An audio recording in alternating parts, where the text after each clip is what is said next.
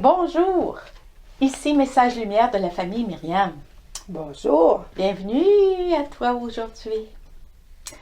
L'évangile de Marc est une suite de l'évangile d'hier et précède les évangiles de la semaine prochaine. En ce temps-là, Jésus et ses disciples revinrent à Jérusalem. Et comme Jésus allait et venait dans le temple, les grands prêtres, les scribes et les anciens vinrent le trouver. Ils lui demandaient, « Par quelle autorité fais-tu cela?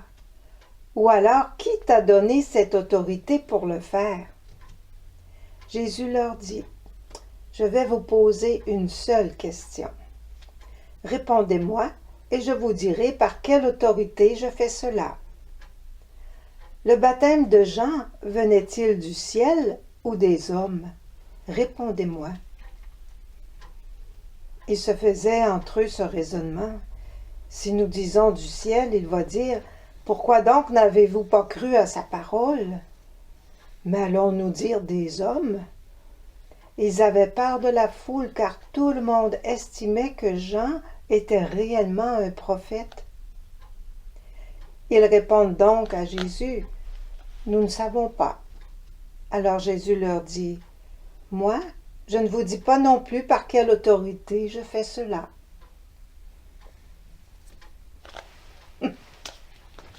C'est la suite d'hier. Jésus a mis fin au chaos dans le temple. Il a fait du ménage. Il a mis tout ce qui empêchait la prière. Il a mis ça dehors. Disons qu'il n'a pas fait ça avec la plus grande discrétion.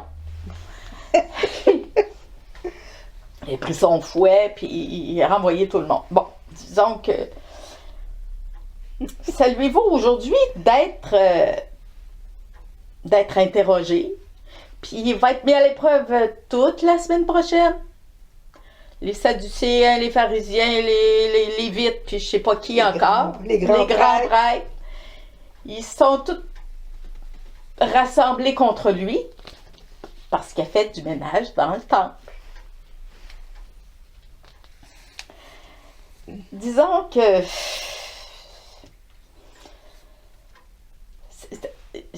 c'est pas nécessairement sa position n'est pas vraiment enviable.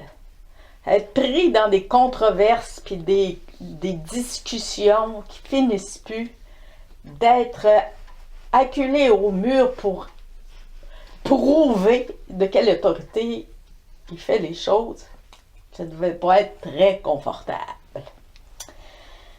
Mais que voulez-vous? Jésus se bat avec le chaos. Quand on se bat avec le chaos, bien, on risque de brouiller, d'être embrouillé un peu avec ceux que le chaos profite.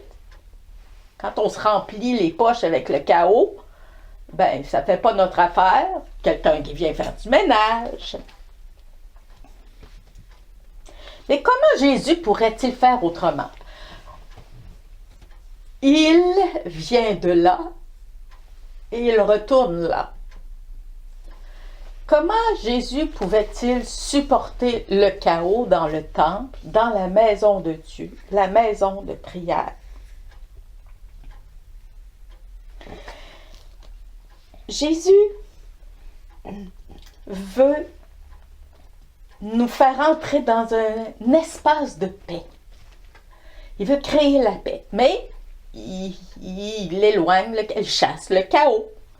Demain, on célèbre la solennité de la Trinité. Ô bienheureuse Trinité, d'où Jésus est sorti et où Jésus est retourné et d'où Jésus maintenant nous prépare une place. Ô Trinité d'amour et de miséricorde, enveloppe-nous de ta paix, arrache-nous au tumulte, au chaos du péché, au chaos de la vanité et de l'orgueil.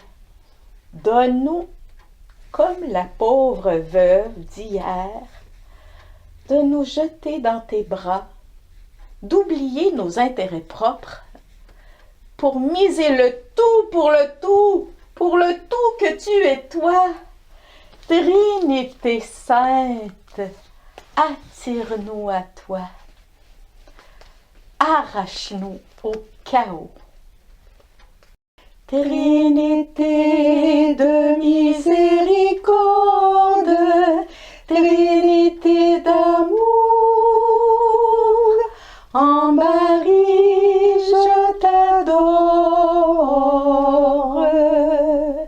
Tu es sainte, tu es don, tu es lumière éternelle, Trinité.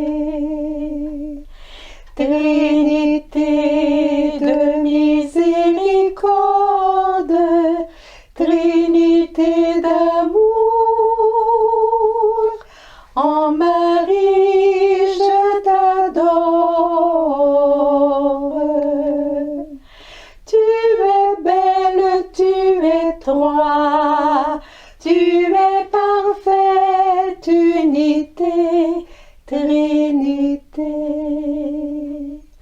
Trinité de miséricorde, Trinité d'amour,